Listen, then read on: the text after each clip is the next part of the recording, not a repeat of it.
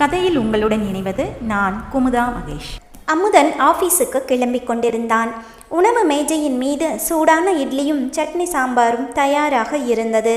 மாலதி அமுதனுக்கு இட்லி எடுத்து வைப்பதற்காக தட்டை கழுவி கொண்டிருந்தாள். குழந்தை வருணா ஓடி வந்து அமுதனின் கால்களை கட்டி கொண்டு நின்றாள். என்ன குட்டிமா, ஏன் கவலையா இருக்கீங்க என்று குழந்தையை தூக்கினான் அமுதன்.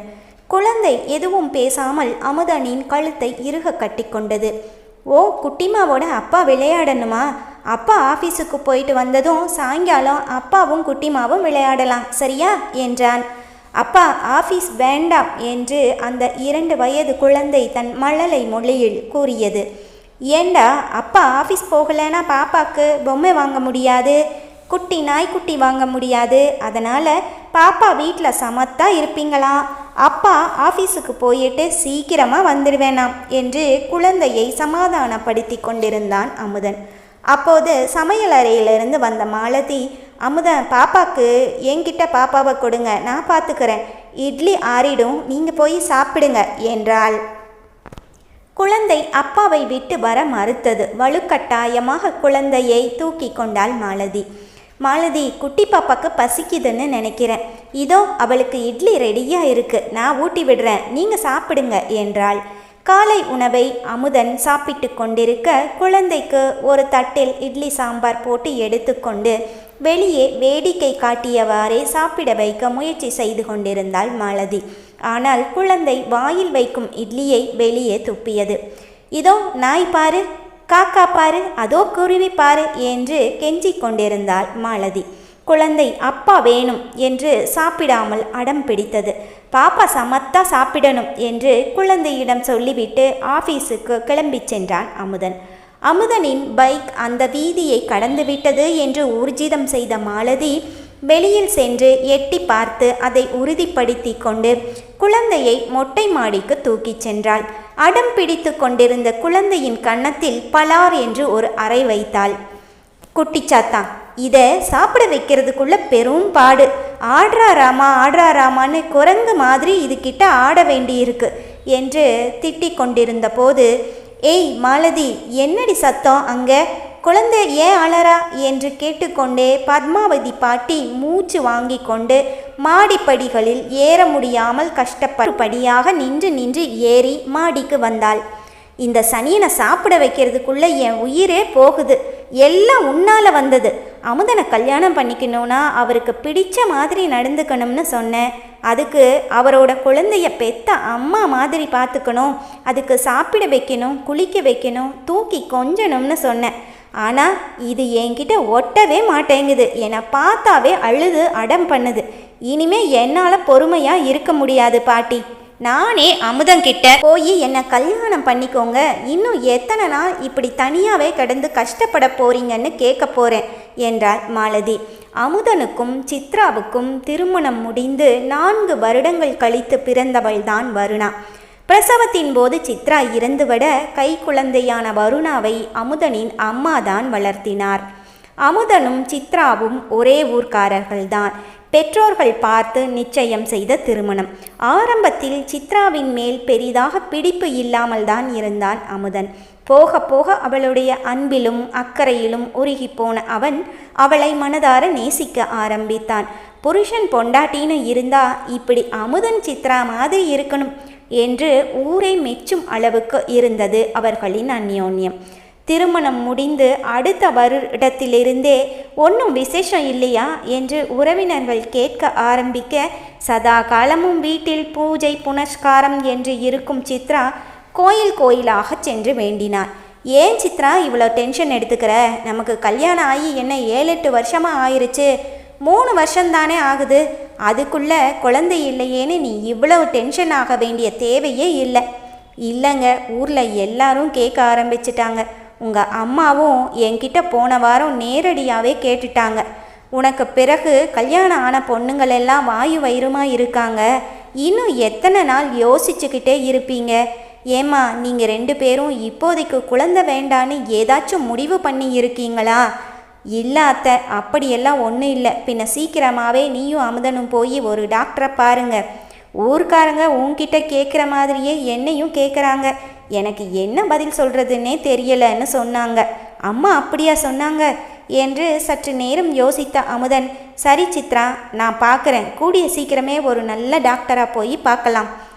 சரிங்க, அதை கொஞ்சம் சிரிச்சுக்கிட்டே சொன்னா என்ன என்று அவன் சொல்ல, சித்ரா வராத புன்னகையை வலுக்கட்டாயமாக வரவழைத்து புன்னகைத்தாள். அடுத்த 4 நாட்களில் அவன் நண்பர்கள் மூலம் விசாரித்து ஒரு மருத்துவரிடம் அப்பாயின்மெண்ட் வாங்கினான். சித்ராவிற்கு பயமாகத்தான் இருந்தது.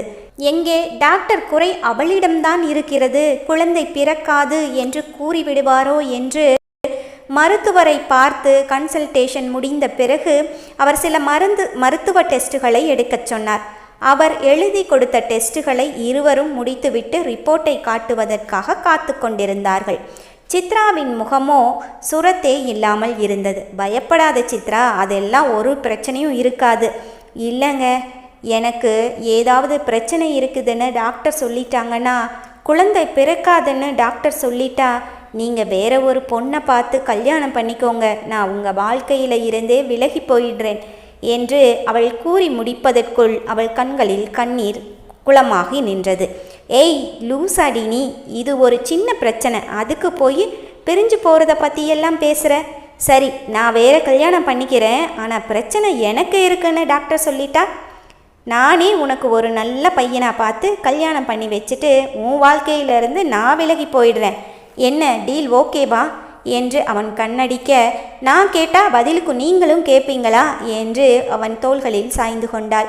சித்து, நீ ஒன்றும் பயப்படாத, எதுனாலும் பார்த்துக்கலாம், நான் இருக்கேன் என்று அவன் கூறிய அந்த வார்த்தை அவளுக்குள் இருந்த பயத்தை போக்கி பெரிய தைரியத்தை கொடுத்தது.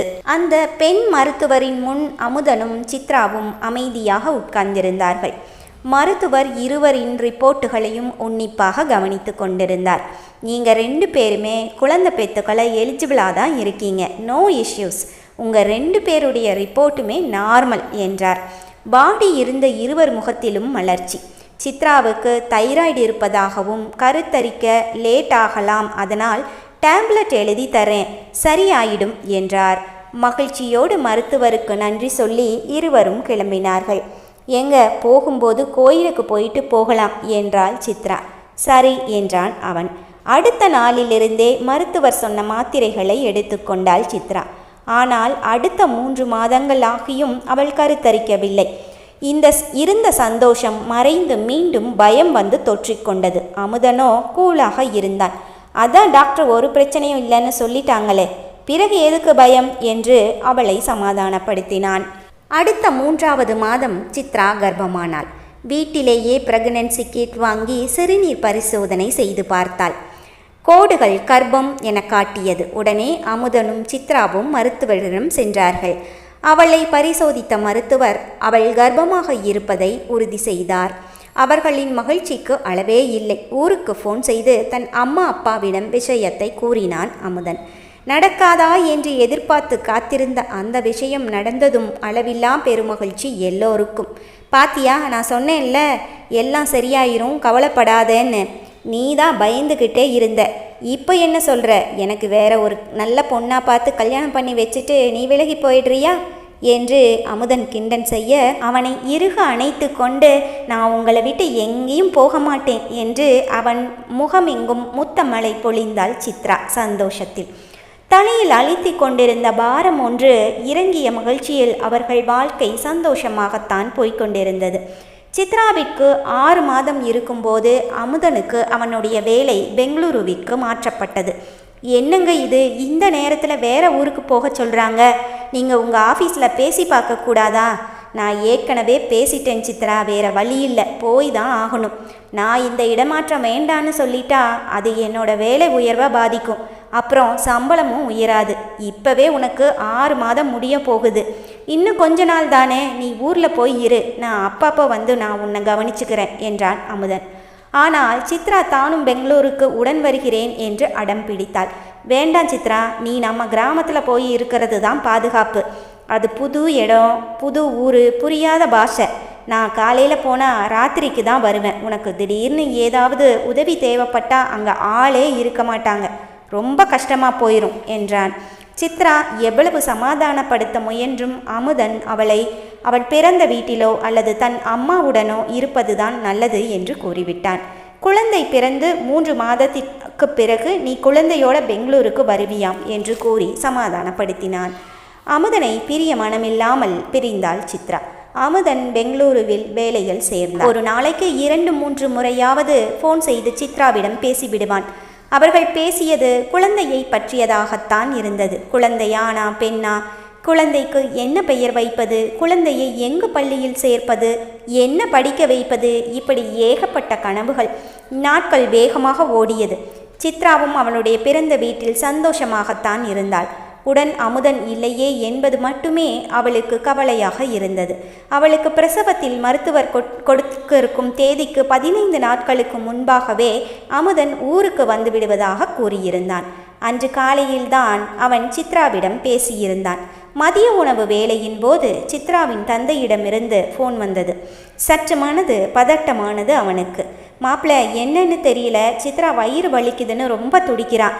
நாங்கள் ஆஸ்பத்திரிக்கு போயிட்டுருக்கோம். மாமா, ஃபோனை சித்ரா கிட்ட கொடுங்க, சீக்கிரமாக கொடுங்க, நான் பேசணும். இதோ கொடுக்குறேன். சித்ரா, என்னம்மா பண்ணுது? ஏங்க, சீக்கிரமாக கிளம்பி வந்துருங்க, உடனே வாங்க, எனக்கு பயமாக இருக்கு என்று அவள் பேசுவதற்குள் அவளுக்கு மூச்சு வாங்கியது.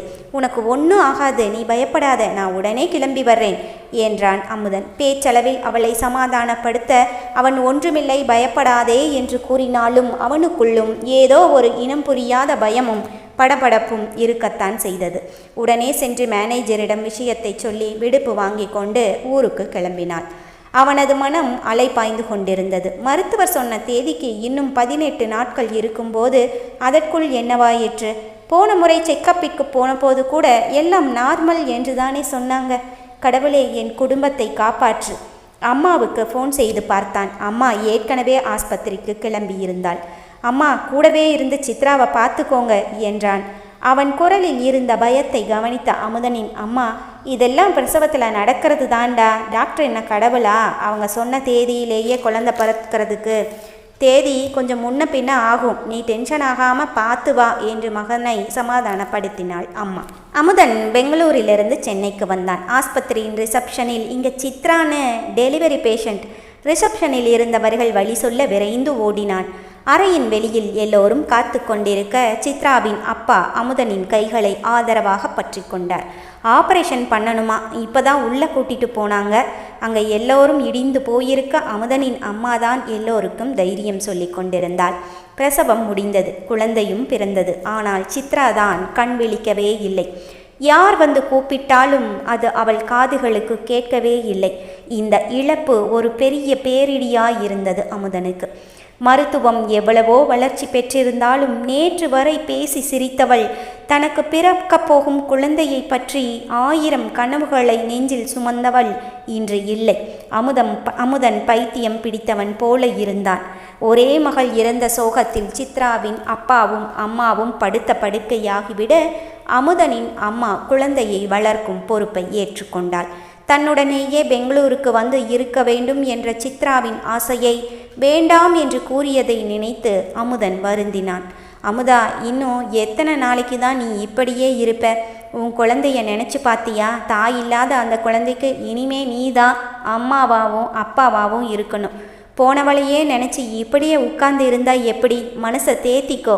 கஷ்டமாக தான் இருக்கும். இப்போ என்னையே எடுத்துக்க. உங்கள் அப்பா சாகும்போது உனக்கு 8 வயசு, உங்கள் அக்காவுக்கு 10 வயசு. நானும் உன்ன மாதிரி தான் இடிஞ்சு போய் உட்கார்ந்துருந்தேன். பிறகு உங்கள் 2 பேர்த்துடைய முகத்தையும் பார்த்ததும் நான் என்னை தைரியப்படுத்திக்கிட்டேன். விதியை நம்ம மாற்ற முடியாது. ஒரு உறவை கொடுத்த கடவுள் இன்னொரு உறவை பறிச்சுக்கிட்டான். தைரியமாக இரு, இந்த குழந்தையோட முகத்தை பாரு என்று குழந்தையை அமுதனின் கையில் கொடுத்துவிட்டு வீட்டு வேலைகளை பார்க்க துவங்கினாள். அச்சு அசல் அப்படியே சித்ராவையே உரித்து வைத்திருந்த குழந்தை எதையோ பார்த்து சிரித்தது. மெதுமெதுவாக குழந்தையின் முகத்தை பார்த்து தன் பழைய நினைவுகளையும் கசப்பான நாட்களையும் மறக்கத் தொடர்ந்தான் அமுதன். தன் குழந்தையை பெங்களூருக்கு கூட்டிச் செல்கிறேன் என்று அமுதன் சொன்னான். வேண்டாம், கை குழந்தைய வச்சுக்கிட்டு நீ என்ன பண்ணுவ? இங்கே விவசாயத்தை விட்டுட்டு நானும் வந்து உன் கூட இருக்க முடியாது. அதனால குழந்தை என்கிட்டயே கொஞ்ச நாள் இருக்கட்டும் என்றாள். அம்மா சொல்வதுதான் சரி என்று பட்டதால் வருணாவை அம்மாவிடமே விட்டுவிட்டான். 2 வருடங்களுக்கு பிறகு அமெரிக்காவில் இருக்கும் அமுதனின் அக்காவிற்கு குழந்தை பிறந்திருப்பதால் அம்மா அமெரிக்காவிற்கு சென்று அக்காவுடன் சிறிது நாட்கள் தங்க வேண்டிய சூழ்நிலை ஏற்பட்டது. குழந்தை வருணாவையும் அமெரிக்கா கூட்டிச் செல்வதாக அம்மா கூறினாள். ஆனால் அதற்கு அமுதன் ஒத்துக்கொள்ளவில்லை. இப்போது அவளுக்கு 2 வயது ஆகிவிட்டது. அதனால் அவளை நான் பெங்களூருக்கு என் கூடவே கூட்டிட்டு போயிடுறேன், அங்கேயே அவளை டேகேர் ஸ்கூலில் சேர்த்திடுறேன் என்றான். சரி, நீயும் இந்த 2 வருஷமாக தனியாக இருந்துட்ட, வருணா உன் கூட இருந்தால் உனக்கும் சந்தோஷமாக இருக்கும் என்று சொல்லி குழந்தையை அமுதனுடனே அனுப்பிவிட்டாள் அம்மா. அமுதன் குழந்தையை பெங்களூருவிற்கு கூட்டி வந்தான். அவன் குடியிருக்கும் வாடகை வீட்டின் ஓனர் தான் பத்மாவதி பாட்டி, அவளுடைய பேத்தி மாலதி. குழந்தைய எதுக்கு இப்போவே டே கேரில் சேர்த்தனும்? அதான் மாலதி இருக்கால்ல, அவளுக்கும் வீட்டில் பொழுது போகிறதில்ல. குழந்தைய அவ பார்த்துக்குவா தம்பி, நீங்கள் கவலைப்படாமல் ஆஃபீஸுக்கு போயிட்டு வாங்க என்று பாட்டி சொல்ல, வேண்டாம் பாட்டி, உங்களுக்கு எதுக்கு வீண் சிரமம்? அவள் அம்மா இல்லாமல் வளர்ந்தவ. எங்கள் அம்மா அவளை செல்லமாக வளர்த்துட்டாங்க, அதனால் கொஞ்சம் அடம் அதிகம், உங்களால் மேனேஜ் பண்ண முடியாது, பாவம் மாலதிக்கும் கஷ்டம் என்றார். இதில் என்ன தம்பி கஷ்டம்? நாங்கள் உன்னை எங்கள் வீட்டில் ஒருத்தனாக தான் நினைக்கிறோம், நீயும் அப்படி நினச்சா உன் பொண்ணை எங்களை நம்பி விட்டுட்டு போகலாம் என்று பாட்டி கூறியதால் தான் வருணாவை மாலதியின் பராமரிப்பில் விட்டுவிட்டு ஆஃபீஸிற்கு சென்று வருகிறான் அமுதன். மாலதியும் அவள் பாட்டி பத்மாவதியும் வீட்டின் கீழ் போர்ஷனில் குடியிருக்கிறார்கள். மாடியில் இருந்த ஒரு படுக்கை அறை கொண்ட சிறிய வீட்டை அமுதனுக்கு வாடகைக்கு கொடுத்திருக்கிறார்கள். அமுதன் ஐடி கம்பெனியில் நல்ல சம்பளத்தில் வேலையில் இருக்கிறான். அவனுக்கு திருமணமாகி அவன் மனைவி இறந்துவிட்டாள் என்ற விவரங்கள் அவர்கள் இருவருக்கும் தெரிந்திருந்தது. அதனால் எப்படியாவது அமுதனை தன் பேத்திக்கு திருமணம் செய்து வைத்துவிட வேண்டும் என்று பத்மாவதி பாட்டி நினைத்திருந்தாள். மாலதிக்கும் அமுதன் மேல் ஆசைதான். ஆனால் அவன் குழந்தை வருணாவை அவளுக்கு பிடிக்கவில்லை. அமுதனை திருமணம் செய்து கொண்டு தான் சந்தோஷமாக வாழ்வதற்கு குழந்தை தொந்தரவாக இருக்கும் என்று நினைத்து குழந்தையின் மேல் வெறுப்பை காட்டினாள். அமுதன் வீட்டில் இருக்கும் நேரத்தில் குழந்தையின் மேல் பாசத்தை பொழிவதும், அவன் ஆபீஸுக்கு கிளம்பி சென்ற பிறகு குழந்தையை திட்டுவதும் அடிப்பதுமாக இரட்டை வேஷம் போட்டு கொண்டிருந்தாள். ஆனால் இது தெரியாத அமுதன் மாலதி தன் குழந்தையை அன்புடன் கவனித்துக் கொள்வதாக நினைத்திருந்தான். மாலதியை திருமணம் செய்து கொண்டால் குழந்தைக்கு அம்மா கிடைப்பாள் என்ற எண்ணம் அவன் மனதில் ஓரமாக இருக்கத்தான் செய்தது. அமெரிக்கா சென்றிருக்கும் அம்மா இன்னும் 3 மாதங்களில் வந்துவிடுவாள். அம்மா வந்தவுடன் மாலதியை பற்றி அம்மாவிடம் பேச வேண்டும் என்று அவன் நினைத்திருந்தான். குழந்தை சாப்பிட வைப்பதற்காக மாடி மேல் அழைத்துச் செல்லும் மாலதி குழந்தை சாப்பிட அடம் பிடிக்கும் போதும் குறும்பு செய்யும் போதும் குழந்தையை திட்டுவதையும் அடிப்பதையும் ஒரு சில நாட்களாகவே கவனித்து கொண்டிருந்த பக்கத்து வீட்டு பெண் ஒருவர் அமுதன் பால் பாக்கெட் வாங்க கடைக்கு சென்றபோது இந்த உண்மையை அவனிடம் கூறிவிட்டார். இல்லை, அவங்க குழந்தைகிட்ட ரொம்ப அன்பாக நடந்துக்குவாங்க, அப்படியெல்லாம் செய்ய வாய்ப்பே இல்லை என்றான் அவன். நான் சொல்கிறது நம்பிக்கை இல்லைனா நீங்கள் எங்கள் வீட்டு மாடியில் வந்து நின்று பாருங்க, அப்போ உங்களுக்கே உண்மை புரியும் என்றாள் அந்த பெண். அவர்கள் கூறியது போலவே அமுதன் எப்போதும் போல ஆபீஸுக்கு கிளம்பி சென்றான். குழந்தை விளையாடி கொண்டிருந்தாள். பாட்டி சமைத்த உணவுகளை மேல் எடுத்து வந்தாள் மாலதி. இங்கு வந்து தங்கிய நாள் முதலே பத்மாவதி பாட்டியின் சமையலை தான் சாப்பிட்டு கொண்டிருக்கிறான். பணத்துக்கு சாப்பாட்டிற்கும் சேர்த்து பணத்தை வாடகையுடன் சேர்த்து கொடுத்து விடுவான். குழந்தையை பார்த்து கொள்கிறேன் என்ற சாக்கில் மாலதி அடிக்கடி வீட்டிற்கு வர ஆரம்பித்தாள். பிறகு வீட்டில் உள்ள சிறிய வேலைகளை செய்வது, அமுதனுக்கு உணவு பரிமாறுவது, டீ காஃபி போட்டு கொடுப்பது என்று அவன் வாழ்க்கையில் வந்து ஒட்டிக்கொண்டாள். அவள் குழந்தையிடம் தாய் பாசத்தில் அன்பாக நடந்து கொள்கிறாள் என்றுதான் அவன் இத்தனை நாள் நினைத்திருந்தான். இப்போது பக்கத்து வீட்டு அம்மா சொல்வதை அவனால் நம்ப முடியவில்லை. அதோடு அது உண்மையாகவும் இருக்கக்கூடாது என்று கடவுளை வேண்டிக் கொண்டான். அன்றும் அவன் கிளம்பும்போது குழந்தை வந்து அவன் கால்களை கட்டி கொண்டது. அப்பா ஆஃபீஸுக்கு போயிட்டு வர்றேன், நீங்கள் சாப்பிட்டுட்டு விளையாடிட்டு இருங்க என்று குழந்தையை தூக்கி முத்தமிட்டான் அமுதன். உடனே ஓடி வந்த மாலதி வா பாப்பா, நான் உனக்கு சாப்பாடு ஊட்டி விடுறேன் என்றதும் குழந்தை அடி விழும் என்ற பயத்தில் அமுதனை இறுக கட்டி கொண்டது. என்ன மாலதி, இத்தனை நாள் ஆச்சு, ஆனாலும் குட்டிமா உங்ககிட்ட வர இவ்வளவு அடம் பிடிக்கிறாளே என்று அமுதன் கேட்டதும் அது இன்னும் கொஞ்ச நாள் ஆச்சுன்னா எல்லாம் சரியாயிடும் என்று சமாளித்தாள் மாலதி. சரி, நேரமாச்சு, நான் கிளம்புறேன் என்று தன் பைக்கை ஸ்டார்ட் செய்து அமுதன் கிளம்பும் மாலதி குழந்தைக்கு சாப்பாடு ஊட்டி விடுகிறேன் என்று குழந்தையை அழைத்து கொண்டு மாடிக்கு சென்றாள். வீட்டிலிருந்து தன் பைக்கில் கிளம்பிய அமுதன் தெரு முனைக்கு சென்று திரும்பி பைக்கை ஒரு கடை வாசலில் ஓரமாக நிறுத்திவிட்டு வீட்டின் பின்பக்க தெரு வழியாக வந்து பக்கத்து வீட்டின் பின்வாசலுக்கு வந்தான். அங்கிருந்து பக்கத்து வீட்டு மாடிக்கு சென்றான். பக்கத்து வீட்டு பெண் வெளியே வந்தாள். நான் இத்தனை நாளாக அந்த பொண்ணு உங்கள் மனைவின்னு நினச்சிட்டு இருந்தேன். நான் மாடியில் நடைப்பயிற்சி செய்யும் போதும் துணி காய வைக்கும் போதும் மாடியில் செடிகளுக்கு நீர் விடும்போதும் அந்த பெண் உங்கள் மகளை திட்டுவதையும் அடிப்பதையும் பார்த்துருக்கேன். அப்போது தான் எனக்கு சந்தேகம் வந்தது. பிறகு அக்கம் பக்கத்தில் விசாரித்து பார்த்தேன். பிறகுதான் தெரிந்தது அவள் குழந்தைக்கு தாய் இல்லை, அவர்கள் வீட்டில்தான் நீங்கள் குடியிருக்கிறீர்கள் என்பது என்றார். சரி, நீங்களே மேலே சென்று பாருங்கள் என்றாள். மாலதி குழந்தையை மாடி மேல் உட்கார வைத்துவிட்டு சாப்பிட கொண்டு வந்த தோசை தட்டை அப்படியே போட்டுவிட்டு யாருடனோ ஃபோனில் வெகு நேரம் பேசிக்கொண்டிருந்தாள். குழந்தை சிறிது நேரம் தன்னந்தனியாக விளையாடிவிட்டு பிறகு தோசையை கையில் எடுத்து கீழே போட்டு விளையாடியது. அரை மணி நேரத்திற்கு பக்கம் ஃபோனில் பேசிய மாலதி ஃபோனை வைத்துவிட்டு சாப்பாட்டு தட்டை தேடினாள். தோசை கீழே கிடந்தது, சட்னி கொட்டி இருந்தது, தட்டு கவிழ்ந்து கிடந்தது. ஏய், என்ன செஞ்சு வச்சிருக்க என்று குழந்தையை ஒரு அடி வைத்துவிட்டு கீழே தூசியோடு இருந்த தோசையை எடுத்து தட்டில் வைத்து கீழே சிந்தி இருந்த சட்னியை மேலோட்டமாக எடுத்து வைத்து குழந்தையின் வாயில் வைத்தாள். குழந்தை சாப்பிடாமல் அடம் பிடித்தது. குழந்தையை அடித்தாள். குழந்தை வாயில் வைத்திருந்த தோசையை கீழே துப்பியது. இப்படியாக குழந்தையை திட்டியும் அடித்தும் கொடுமைப்படுத்தி கொண்டிருந்தாள். இதை பார்த்ததும் அமுதனின் கண்களில் கண்ணீருக்கு பதில் இரத்தமே வந்துவிடும் போல இருந்தது. சித்ரா இருந்திருந்தா குழந்தைக்கு இப்படி ஒரு கஷ்டமே இருந்திருக்காது. பாவம், தாய் இல்லாமல் என் மக எத்தனை கஷ்டப்படுறா, இது இத்தனை நாளாக எனக்கு தெரியாமல் போயிருச்சே என்று நினைத்து கொண்டு மாடியிலிருந்து கீழே இறங்கினாள். பக்கத்து வீட்டு பெண் கேட்டாள், இப்போவாவது நான் சொன்னதை நம்புறீங்களா? ரொம்ப நன்றி மேடம், நீங்கள் எனக்கு செய்தது மிகப்பெரிய உதவி. என் குழந்தைய நீங்கள் காப்பாற்றி இருக்கீங்க என்று கையெடுத்து கும்பிட்டு விட்டு தன் பைக்கை எடுத்துக்கொண்டு நேராக வீட்டிற்கு வந்தான். வந்தவன் மெதுவாக மாடிக்கு சென்று மாடிப்படியில் ஒளிந்து நின்று தன் செல்போனில் மாலதி குழந்தையை திட்டுவதையும் அடிப்பதையும் வீடியோ எடுத்தான். பின் எதுவும் தெரியாதவன் போல மாடிக்கு சென்றான். அமுதனை பார்த்ததும் அதிர்ச்சியானாள் மாலதி. என்ன அமுதன், என்ன ஆச்சு? ஆஃபீஸுக்கு போகாமல் பாதியிலேயே திரும்பி வந்துட்டீங்க போல என்றாள். குழந்தையின் கன்னம் சிவந்திருந்தது. தேம்பி அழுததில் முகம் வீங்கி இருந்தது. அப்பாவை பார்த்ததும் வருணா ஓடி வந்து கட்டி கொண்டாள்.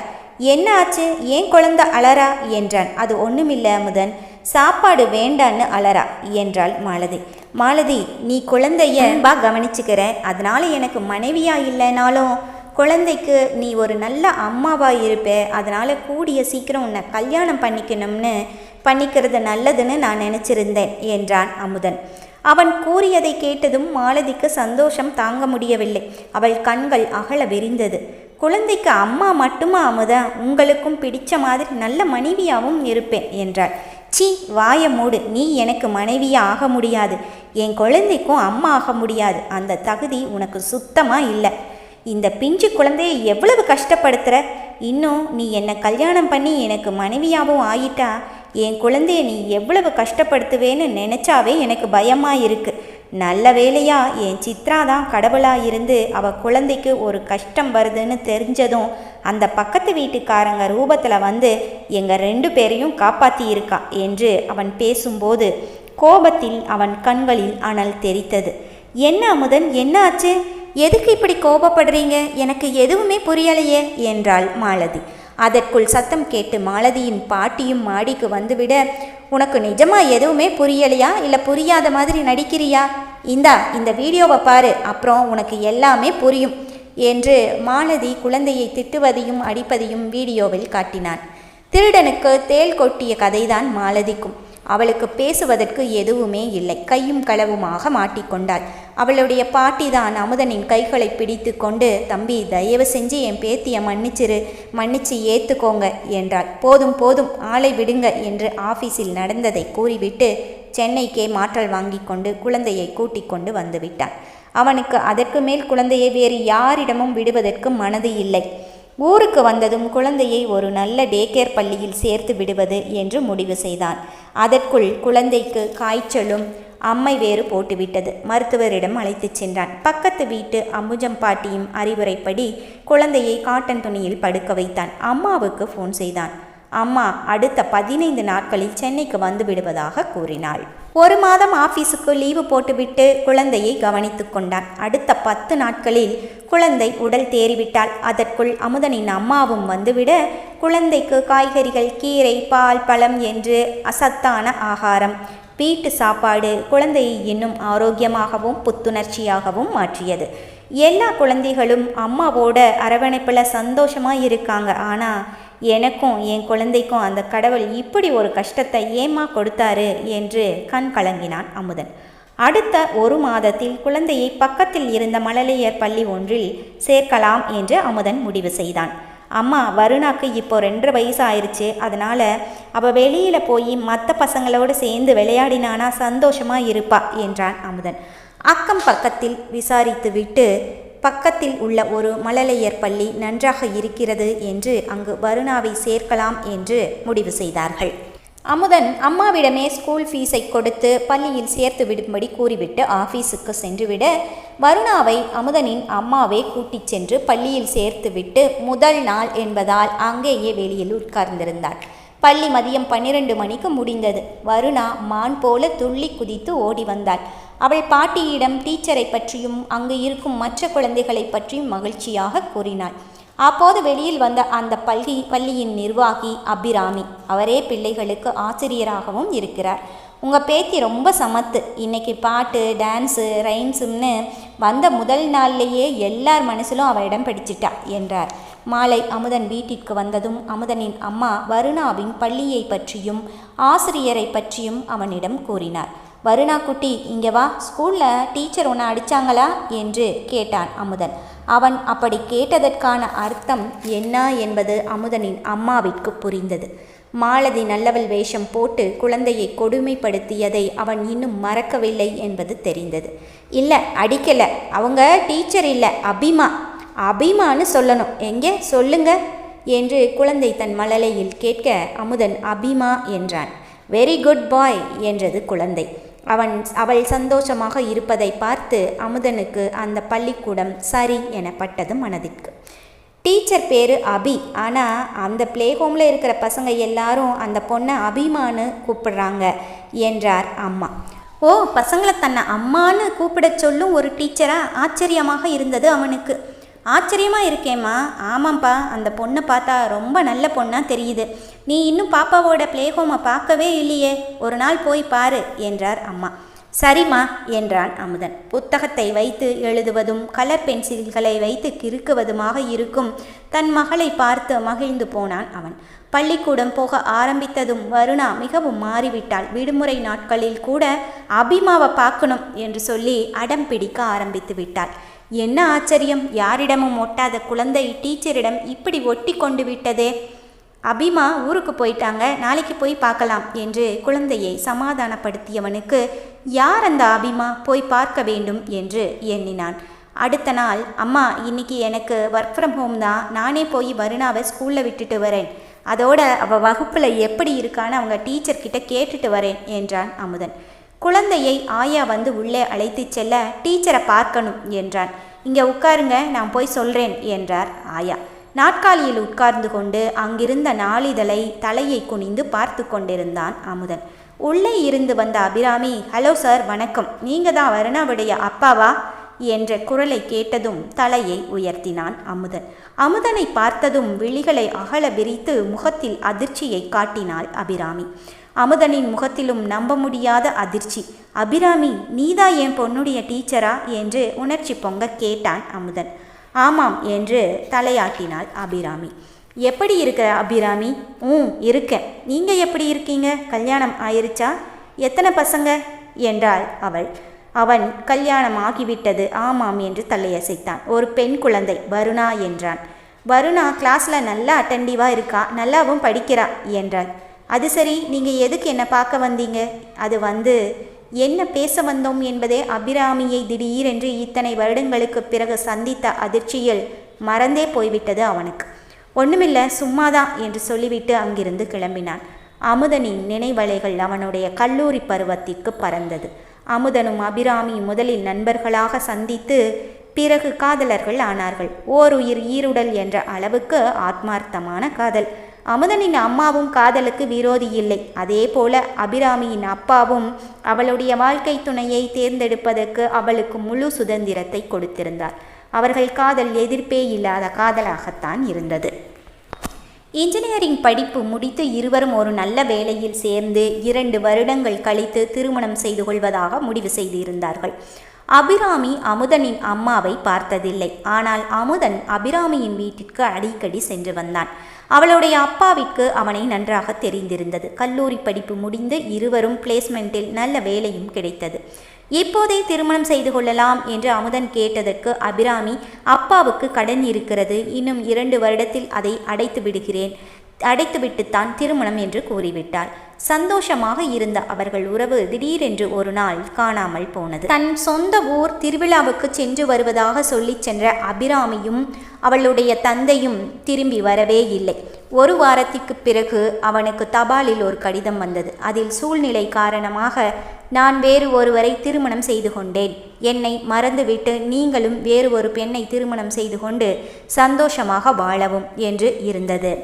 அமுதனுக்கு பைத்தியம் பிடித்து விடுவதைப் போல இருந்தது. என்ன நடந்தது, அவர்கள் எங்கு போனார்கள் என்று தெரியாமல் ஊராக சுற்றி தேடினான். அபிராமி வேலை செய்த ஆபீஸிற்கும் சென்று விசாரித்தான். ஒரு தகவலும் கிடைக்கவில்லை. வாழ்க்கையே வெறுத்து போய் வீட்டிலேயே முடங்கி கிடந்தான். பிறகு அம்மா அவனை தேற்றி கொஞ்சம் கொஞ்சமாக பழைய நிலைமைக்கு மாற்றினாள். இந்த நேரத்தில் தான் சித்ராவை திருமணம் செய்து கொள்ளும்படி அம்மா கூறினார். மனமில்லாமல் திருமணத்திற்கு சம்மதித்தான். ஆரம்பத்தில் சிறிது நாட்கள் சித்ராவிடமிருந்து விலகியே இருந்தான். பிறகு நாட்கள் செல்ல செல்ல சித்ராவின் அன்பில் அபிராமியை கண்டான். திரும்ப அபிராமியே அவனுக்கு சித்ரா ரூபத்தில் வந்துவிட்டதாக எண்ணி அவளை நேசிக்கத் தொடங்கினான். ஆனால் அவன் யாரை நேசித்தாலும் அது அந்த கடவுளுக்கு பிடிக்கவில்லையோ அல்லது அவனுக்கு கொடுப்பனை இல்லையோ தெரியவில்லை. அவளும் அவனை விட்டு நிரந்தரமாக பிரிந்து விட்டாள். இழப்புக்களை பார்த்து பார்த்து பழக்கப்பட்ட அவன் இப்போது மகள் வருணாதான் உலகம் என்று வாழ்ந்து கொண்டிருந்த நிலையில் மீண்டும் அபிராமியை சந்தித்தது அவனுக்கு ஏதோ கனவு போலதான் இருந்தது. அமுதனுக்கு அபிராமியின் நினைவாகவே இருந்தது. குழந்தையை பள்ளியில் கொண்டு விடுவதும் கூட்டி வருவதும் அவனே செய்தான். அப்போதுதான் அபிராமியை கவனித்தான். அவள் கழுத்தில் தாலி இல்லை, காலில் மெட்டி இல்லை. கல்யாணம் செய்து கொள்கிறேன் என்று கடிதத்தில் எழுதியிருந்தாள். அவளுக்கு என்னவாயிற்று என்று தெரியாமல் அமுதனுக்கு தலையே வெடித்துவிடும் போல இருந்தது. அவளிடமே கேட்டுவிடலாம் என்றான். அவளோ தன்னிடம் சரியாக முகம் கொடுத்து பேசுவதே கிடையாது. என்னை ஏனோ அவள் தவிர்க்கிறாள். அவர்கள் இருந்த அந்த பழைய வீட்டில்தான் இப்போதும் திரும்பவும் வந்து தங்கியிருக்கிறார்களா? போய் பார்த்து விடுவது என்று முடிவு செய்தான். அபிராமி கல்லூரியில் படிக்கும்போது தங்கியிருந்த வீட்டிற்கு சென்றான். கதவு உட்புறமாக தாளிடப்பட்டு இருந்தது. அழைப்பு மணியை அடித்தான். கதவு திறந்தது. உள்ளே இருந்தவர் அபிராமியின் அப்பா. அவருக்கு அமுதனை பார்த்ததும் அடையாளம் தெரிந்துவிட்டது. தம்பி, நீங்களா? உள்ள வாங்க என்றார். டீ, காஃபி என்ன சாப்பிட்றீங்க? எனக்கு எதுவும் வேண்டாம். இத்தனை நாளா நான் விடை தெரியாமல் தவிச்சுக்கிட்டு இருக்கிற கேள்விக்கு விடை வேணும். அபிராமியின் தந்தைக்கு புரிந்து விட்டது. அவர் நடந்ததை சொல்ல ஆரம்பித்தார். நானும் அபியும் எங்கள் ஊர் திருவிழாவுக்கு போகும்போது நாங்கள் போன பஸ் ஆக்சிடெண்ட் ஆகி நிறைய பேர் இறந்துட்டாங்க. அதில் எனக்கும் அபிக்கும் நல்ல அடி. ஆஸ்பத்திரியில் 10 நாள் இருந்தோம். அந்த ஆக்சிடெண்ட்டில் அபிக்கு வயிற்றில் நல்ல அடி. அவளோட கர்ப்பப்பை முழுசாக சேதமாயிடுச்சு. அதை எடுத்தே ஆகணும்னு டாக்டர் சொல்லிட்டாங்க. நான் இந்த விஷயத்த உங்ககிட்ட சொல்லிடலாம்னு சொன்னேன். ஆனால் அபிதான் வேண்டான்னு சொல்லிட்டா. அவர் என்னை கல்யாணம் பண்ணினா அது சரியாக வராது. இந்த விஷயம் அவருக்கு தெரிய வேண்டாம்னு சொன்னான். அதான் நாங்கள் என் நண்பரோட வீட்டில் கல்கத்தாக்கு போயிருந்தோம். அபி அங்கேயே ஒரு கம்பெனியில் வேலை செஞ்சா. என்னன்னு தெரியல, இத்தனை வருஷத்துக்கு அப்புறம் திடீர்னு நம்ம ஊருக்கே போகலான்னு தோணுதுப்பான்னு ஒரு நாள் வந்து சொன்னான். அதான் இங்கே வந்து இந்த கிண்டர் கார்டன் ஸ்கூலை நடத்திட்டு இருக்கா. அமுதனுக்கு கேட்க கேட்க அபிராமியின் மேல் இருந்த காதல் இருமடங்கானது. எனக்காக நான் சந்தோஷமாக இருக்க வேண்டும் என்பதற்காக அவள் காதலை தியாகம் செய்திருக்கிறாள். நேராக பள்ளிக்கு சென்றான். மதியம் வகுப்பு முடிந்து குழந்தைகள் போய் கொண்டிருந்தார்கள். வருணா அமுதனை பார்த்ததும் ஓடி வந்தாள். அபிமா எங்கே இருக்காங்க செல்லம்?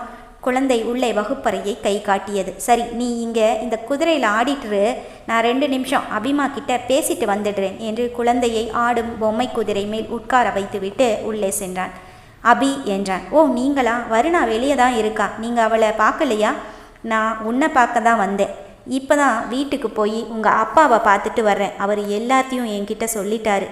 நீங்கள் உங்கள் மனைவி குழந்தைன்னு சந்தோஷமாக இருக்கும்போது அவர் ஏன் இதெல்லாம் உங்ககிட்ட சொல்லி குழப்பத்தை உண்டாக்கணும்? யார் சொன்னா நான் மனைவி குழந்தைன்னு சந்தோஷமாக இருக்கேன்னு என்றான் வருத்தத்துடன். ஏன் என்ன ஆச்சு அமுதன்? நீங்கள் சந்தோஷமாக இருக்கணும்னு தானே நான் உங்களை விட்டு விலகி போனேன். இப்போ நீங்கள் சந்தோஷமாக இல்லையா? அமுதன் கண்களில் கண்ணீரோடு தன் கதையை அபிராமியிடம் சொன்னான். அவன் சொல்லி முடித்ததும் அபிராமியின் கண்களிலும் கண்ணீர். நீ எனக்கு வேணும் அபி, திரும்பவும் நீ என்னை விட்டுட்டு எங்கேயும் போயிட மாட்டே இல்லை என்று அமுதன் அவள் கைகள் இரண்டையும் பற்றி கொண்டான். என் பொண்ணை நீ உன்னோட மகளா ஏத்துப்பியா? அபி, என்ன கேட்குறீங்க அமுதன்? கரும்பு தின்ன கூலியா? கடவுள் எனக்கும் உங்களையும் கர்ப்பப்பை இல்லாதவளுக்கு ஒரு குழந்தையும் கொடுக்கும்போது அதை நான் எப்படி வேண்டான்னு சொல்லுவேன்? இருவரும் கட்டி அணைத்து கொள்ள அப்பாவை காணோம் என்று வருணா உள்ளே வர, வருணாவை இன்னும் அமுதன் கூட்டி வரவில்லையே என்று அம்மாவும் உள்ளே வர, இருவரும் அவசரமாக விலகி கொண்டனர். என்ன வருணா குட்டி, உங்கள் அபிமாவை இனிமே நம்ம வீட்டுக்கே அம்மாவா கூட்டிட்டு போயிடலாமா என்று அமுதன் கேட்க, ஐ ஜாலி, அபிமா தான் என்னோட அம்மா என்று ஓடி வந்து அபியின் கழுத்தை கட்டி கொண்டு முத்தமிட்டது குழந்தை. இது கடவுள் போட்ட முடிச்சு.